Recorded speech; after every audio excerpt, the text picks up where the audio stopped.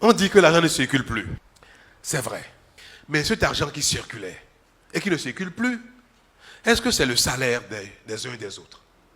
Est-ce que c'est le prix de vente du maïs, de l'igname, du manioc, du coton des uns et des autres? Chacun continue d'avoir son salaire. Chacun continue d'avoir l'argent de ce qu'il a vendu au marché. Mais quel est cet argent qui circulait et qui ne circule plus?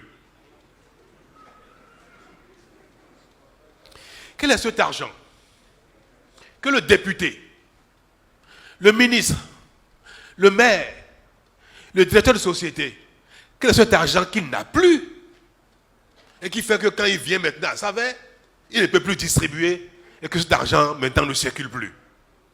C'est de l'argent volé. Il faut oser le dire. Nous sommes tous responsables de ça. Mais si nous faisons mal quelque chose et que nous passons toute notre vie, génération après génération, à faire la même chose, quelques-uns vont s'enrichir, comme des députés.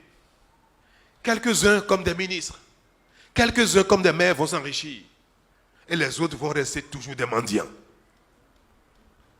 Le péché que nous avons commis tous ensemble a construit un pays de mendiants.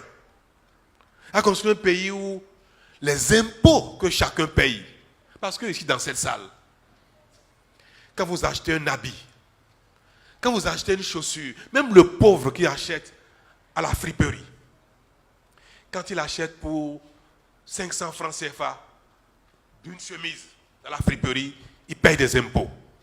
Cet impôt-là, c'est ça que chacun des élites, des responsables détourne pour jouer les riches. C'est l'argent des Béninois, des plus pauvres, qui n'ont pas l'eau, qui n'ont pas de piste hydraulique pour évacuer leurs marchandises, qui n'ont pas d'électricité,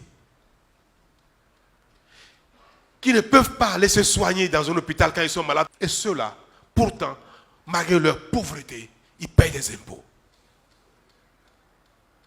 C'est leur argent qui circulait, mais qui ne leur rendait pas service, qui ne leur rendait aucun service. Si nous faisons l'effort, que chacun se contente de ce qu'il gagne, ça va durer 5 ans, 10 ans, 15 ans, peut-être même 20 ans. Mais au bout et très vite, les enfants du Bénin, les uns après les autres, vont se suffire. Un pays peut se développer si chacun fait correctement ce qu'il a à faire, s'il est un bon citoyen et que les impôts que vous payez soient utilisés pour faire les routes, les écoles, les hôpitaux, sans détournement. C'est ce qu'on demande à un chef. On ne demande pas à un chef de faire des miracles. Le miracle, c'est chacun de nous qui le faisons. Ce n'est pas le travail d'une génération, ce n'est pas le travail d'un mandat. Mais si on ne commence pas un jour, on n'y arrivera jamais. Et j'ai décidé de commencer.